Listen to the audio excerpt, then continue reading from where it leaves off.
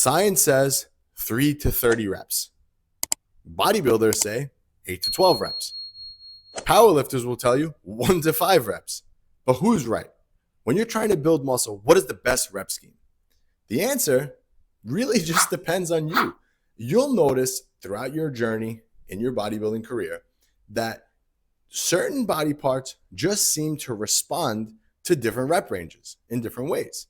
So let me use myself as an example. For me, my chest grows very, very quickly when I do heavy bench press. And I'm talking about 5 reps, 5 to like 8 reps is the ideal rep range for me to get as much as I can out of that movement. However, when I shift to like a dumbbell incline, I need to have the reps higher in order for me to really feel it. So you'll notice that certain movements based on your build, based on your biomechanics, based on your arm length or leg length, that certain things just seem to respond to other rep ranges better. So another example for me, I get way more out of higher reps on arms than I would training my arms lower reps. It just doesn't work when I do that. But when I keep my rep range a little bit higher on that, 12 to 15 rep range, I get way more out of it. So the answer is it's going to depend on you. It's going to depend on your limb length. It's going to depend on all those things. But you have to experiment and see which one is going to work for you. And again, like I said, every movement that you do your body's going to respond to a different rep range. It's funny, and that's what makes bodybuilding so complicated, because one person may tell you, hey, you need to do low reps on biceps or calves. We could use that one as an example. You have to do low reps on calves. And then you get somebody else on the total opposite side of the spectrum that says, hey, no, you need to do 30 reps on calves. But who's right?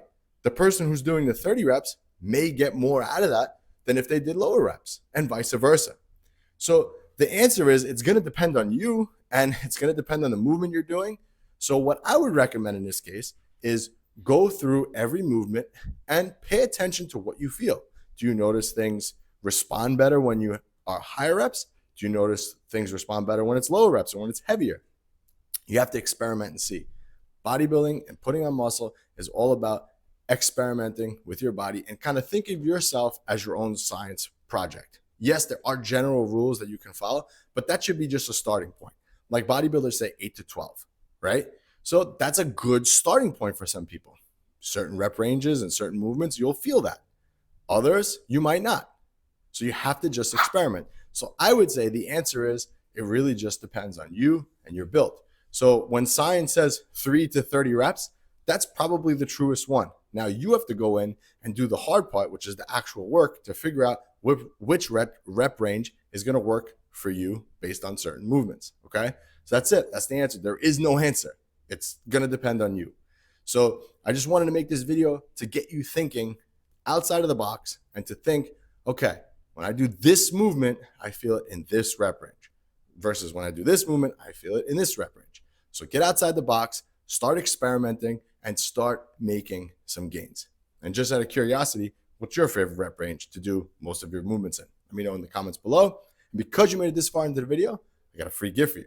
I have a free 6-week training program that I want to give you, no strings attached. I just want to help prevent you from making all the mistakes that I made along my 20-year journey. And I want to help you put on more muscle in the process, all right? So click that link below, get that program. This was Anthony, AB Fitness. I'll catch you on the next one.